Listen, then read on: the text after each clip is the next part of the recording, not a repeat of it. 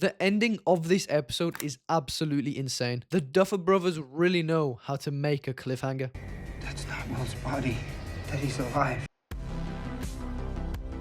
The intro scene to this episode is absolutely amazing. Joyce's shock mixed with denial as Hopper's explaining to her about her own son's death is so beautifully captured.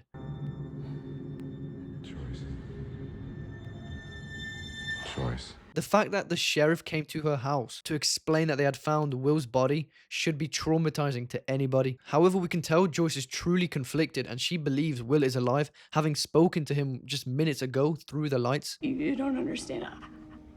I talked to him half-hour ago. You can tell that Joyce trusts herself and trusts her motherly instincts, and she truly believes that Will is still alive. But you can also tell that a slight part of her may think otherwise, that maybe she's going crazy and Will is actually dead. Now, this scene is just fantastic. The composition, the music, the tone, the framing, everything just aligns perfectly and works so well. Now, literally the next scene along completely disbands the idea of Will being dead. It seems that this show just loves to make crazy reveals and then just disregard them minutes later.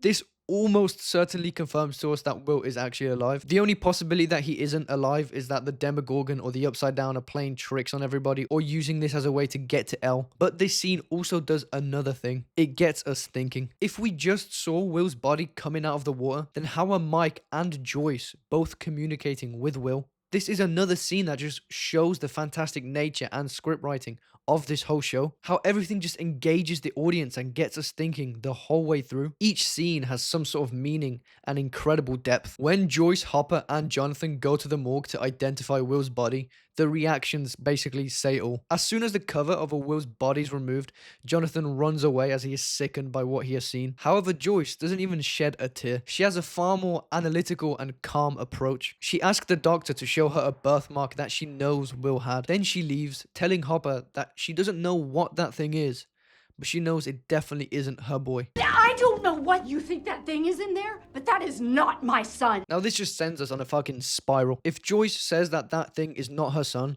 then whose body did they find? Or better yet, what did they find? Now after this, Hopper actually interrogates the guy who had found Will's body.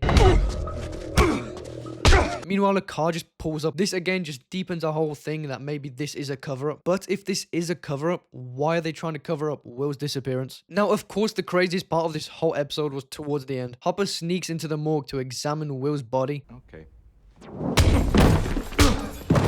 As he believes Joyce is telling the truth and she isn't crazy. But he also has a few suspicions of his own. This whole scene is so tense and mysterious. Just the music building up and the slow creeping around the building. Now Hopper gets to the freezer and pulls out the body. After he takes off the cover, we can immediately see that this is Will Byers' body. Straight away we're thinking he's dead, so who the hell have Mike and Joyce been talking to the whole time?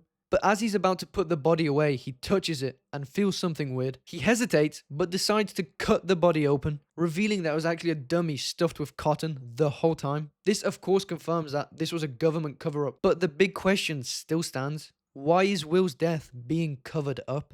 Thank you for watching. I hope you guys have enjoyed. Let me know if you are watching Stranger Things Season 5 or if you're waiting for the full release. I've been Sid, and I'll see you in the next video.